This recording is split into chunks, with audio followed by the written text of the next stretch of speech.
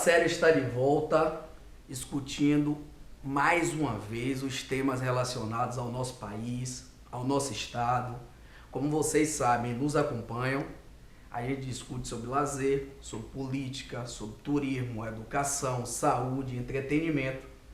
E hoje estamos com uma das entrevistas mais esperadas nossas de muito, mas muito tempo, que é um companheiro, um cidadão, um ser humano, um militante. Desde quando, na sua juventude, já lutava e pensava no mundo ideal, numa sociedade diferente, passando pela sua formação como professor, em seguida entra no movimento sindical, sendo dirigente sindicato, inclusive dos professores. Depois, por conta dessa sua luta, dessa sua militância, dessa sua história, se elege e por 2 vezes ou 3 vezes vereador, seguida deputado estadual, também 2 ou 3 vezes, se eu não me engano, vereador 2, Assembleia Legislativa 3, mas essa dúvida a gente vai tirar aqui agora, que estamos aqui com quem depois dessa etapa virou o conselheiro do Tribunal de Contas do Estado, presidente Zilton Rocha. Presidente, muito obrigado por ter aceito bater esse papo conosco, para nós conhecermos mais um pouco a história de Zilton Rocha, porque quem está nos assistindo e que está querendo ter aquele entusiasmo de vida, de pensar qual é o caminho a ser adotado, o que é que eu vou fazer daqui para frente, e aí com seu exemplo, passando por todas essas etapas, por todas essas histórias, de repente a gente pode contribuir para sair aí um professor, uma professora, um vereador, uma vereadora, um dirigente do movimento sindical, uma dirigente, um deputado, uma deputada, um conselheiro, uma conselheira, um presidente ou uma presidente do TCE. Microfone é seu, tela é sua, para falar um pouco dessa história de Zilton, desde essa época de jovem, de lutador. Aliás, como lembrou o Navarrinho, 2 queridos, 3 queridos, 4 queridos aqui, vejam vocês. Alessandra Carvalho Queiroz, minha querida amiga, um beijo para você, da época do Marista, desde a primeira série ao 3º ano colegial. Gustavo, Josi querida, minha colega de trabalho há anos atrás aqui também no Centro Administrativo. Navarro e Gustavo, um abraço, um beijo para todos vocês aí, em nome de vocês. A gente quer agradecer a receptividade da equipe aqui do Tribunal de Contas do Estado para com o nosso programa. Presidente, tome conta do programa. Bom, primeiro eu quero agradecer a escolha de vir aqui conversar comigo, né, reencontrar com você e a equipe aí também, já deixando antecipadamente aqui o meu abraço.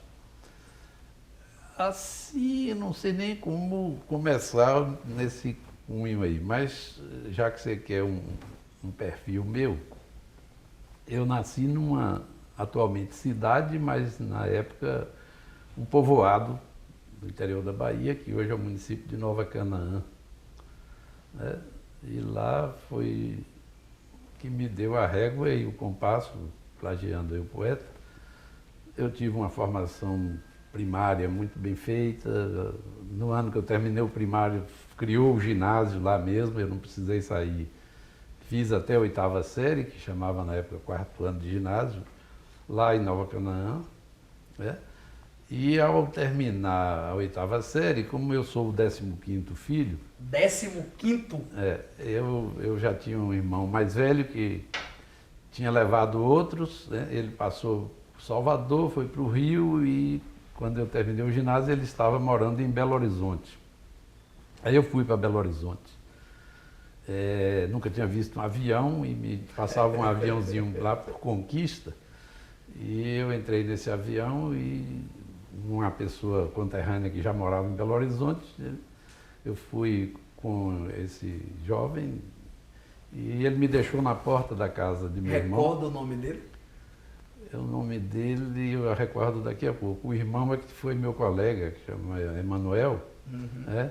E ao me deixar na porta da casa de meu irmão em Belo Horizonte, o irmão casado estava de férias com a mulher e o filho, e eu tinha mais 2 irmãos lá, uma irmã e um irmão que estavam trabalhando. A vizinha disse, é o seu irmão, está chegando aí. Eles até me disseram e tal, e sua irmã deixou o telefone aqui para você ligar para ela, deixou o ramal. Aí eu gostava de dizer para meus alunos, eu nunca tinha visto telefone, como é que eu ia ligar?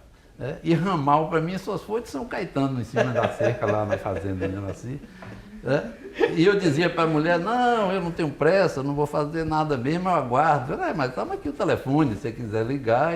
E a sorte é que não era dentro da casa dela, tinha que ir no armazém, porque o telefone naquela época era difícil. Então foi meu primeiro impacto ao chegar na grande cidade, foi essa, de querer que eu telefonasse sem eu nunca ter encostado num telefone. Bom, fiquei lá um período de um ano e arranjei um trabalho no interior do estado do Rio de Janeiro, numa fábrica de vagões, a Companhia Santa Matilde.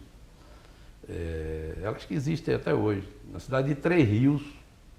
Fiquei também lá um período fazendo o segundo ano científico e de lá eu mudei para o Rio de Janeiro. Tive trabalho inicial como caixa de uma empresa, de uma indústria, e depois fui trabalhar com uma pessoa amiga que tinha aberto uma empresa, uma agência de emprego. Fiquei um período de uns 2 anos e pouco com ele, e por último voltei para outra indústria trabalhando no setor de recrutamento e seleção.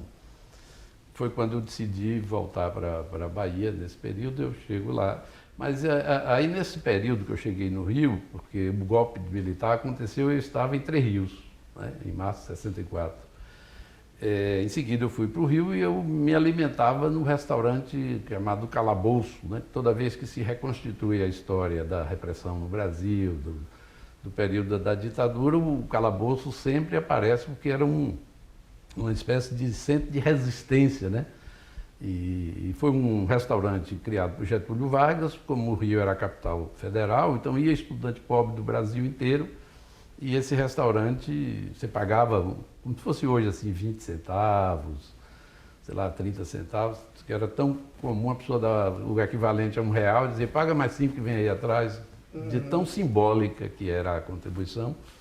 Eu fui, como nós nos chamávamos, comensal do Calabouço. Encontrei até aqui Dirceu Regis. Dirceu Regis, do Partidão, que né? foi lá, meu contemporâneo. Eu dizia, esse cara só pode ser o mesmo, né? Quando quiseram fechar o Calabouço, criaram a FUEC, Frente Unida dos Estudantes do Calabouço, e 2 baianos dirigiam. Um, Aguinô Brito, que foi depois trocado por um embaixador, e Dirceu que era o vice. Nunca mais encontrei, mas eu acho que ele continua morando aqui, né? Dirceu Regis. Continua lá no subúrbio ferroviário, o companheiro depois passou um tempo pelo centro da cidade, mas o filho aí na área de eventos. Dando um abraço aí nosso para Dirceu Regis, né? Pois é, Dirceu Regis eu conheci no Rio de Janeiro, lá no Calabouço. Na hora que eu estava assim, terminando o segundo grau, aliás, tem uma outra nuance. Quando eu ia terminando o científico, eu tive dificuldade de pagar. Eu estudava numa escola noturna e particular, e meu irmão tinha ido também ficar comigo, que é 1 ano e pouco mais novo que eu, e eu tive dificuldade de pagar a mensalidade, acabei perdendo o ano. Fiquei sem estudar, voltei em 67, fiz já o clássico, o 3º ano, e um amigo, irmão meu, Fernando Eleodoro, que foi meu colega do primário até a 8ª série, e até hoje a gente é que nem irmão mesmo. Ele foi com uma excursão de Nova Canaã, eu também providenciava isso, né, levar as excursões de 8ª série para conhecer o Rio de Janeiro. E Fernando foi junto com os estudantes de Canaã e lá ficou enfucando minha cabeça para eu voltar para a Bahia. E ele trabalhava num colégio lá em Vitória da Conquista, o Colégio Batista Conquistense, e que eu começaria lá. Eu disse, você é doido, rapaz, eu sou auxiliar de escritório aqui, nunca fui professor, como é que eu vou ser professor? Não, rapaz. E aqui eu vou dar uma informação que me é muito cara do ponto de vista da formação. Quando eu morava no Rio e comia lá no Calabouço, um outro baiano que tinha morado lá em Nova Canaã me disse, olha, você já viu falar que aqui na Casa do Estudante do Brasil E a Casa do Estudante do Brasil era um prédio de 12 andares que foi feito para abrigar estudantes também, né? Tudo pronto para ser uma casa estudante. Tinha os apartamentos, tinha biblioteca, tinha um auditóriozinho, tinha tudo. E ele me informou, eu resolvi conhecer. Aí fui lá, assistia. As reuniões aconteciam no domingo à tarde. E era o Clube de Oratória Demóstenes. Eu sei que muita gente que vai me ouvir pode refletir sobre isso. Demóstenes foi o grego que se destacou historicamente como um grande orador, né? Demóstenes na Grécia e Cícero em Roma, né? E qual era o princípio do Clube de Oratória Demóstenes? Que chamava CODE, né? Clube de Oratória Demóstenes. É que para se aprender a falar é necessário falar. E a receita quem deu foi o próprio Demóstenes, que para se aprender a falar são necessárias 3 coisas: falar, falar e falar.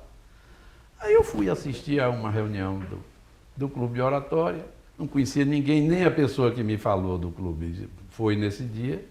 Sentei no fundo, fiquei ouvindo cada um, e esse era o princípio, cada um levantava, falava sobre o que queria. Aí eu não ia falar sobre nada, nunca tinha falado, era o cara mais acanhado que tinha para essas coisas. Quando todos falaram, um cearense chegou para mim e disse: Cícero Ivanildo, agora nós queríamos ouvir o colega aí. Me faltou terra e eu disse: rapaz, eu não vim prevenido, eu não estava preparado, eu não sabia. Quando eu comecei a dizer isso, um outro disse assim: o colega vai dizer isso mesmo, agora diga lá na frente. Aí o jeito que teve foi ir à frente. E cheguei lá Acanhado. E disse que eu gostei e tal, mas que eu não tinha nada para falar, não sabia. Bom, encerrou. No outro domingo eu fiquei naquela sinuca de bico assim: eu volto ou eu não volto? Se me voltarem para falar. Se voltar, tem que falar. Não perdoa, todo mundo que estava lá falava. Eu estava lendo um livro sobre a vida de Luiz Gama, né? Que é um baiano que é filho de uma escrava se não me engano, com um advogado, que a escrava era Luísa Maim, que tem um nome aqui, foi depois para o Rio de Janeiro. Aí eu fazia rascunho de 10 páginas, para não esquecer nada, achava que estava grande, reduzia, tornava aumentar, porque senão eu esqueço e tal, e fui, agarrei na mesa, né? Mesa ajuda, eu dizia para os meus alunos, mesa ajuda. Solto para você lembrar, mas nem que saiu o tampo aí, mas você atraca na mesa.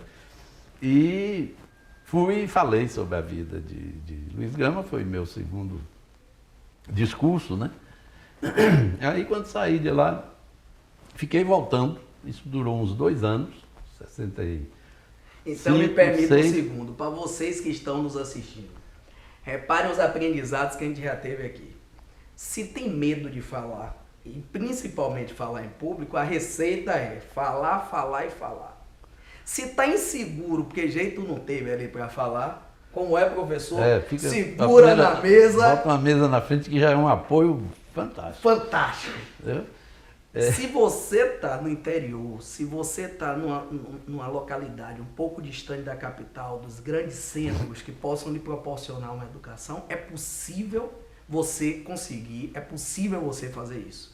Saiu de Canaã, foi para o Rio de Janeiro, depois retorna à Bahia, mas nós vamos fazer o seguinte, vamos chamar aqui agora o intervalo, porque no próximo bloco a gente vai conversar mais um pouco aqui agora sobre esse retorno, porque você já contou da segunda história, das 10 folhas de rascunho, refazia, voltava para poder falar em público, daqui a pouco a gente volta.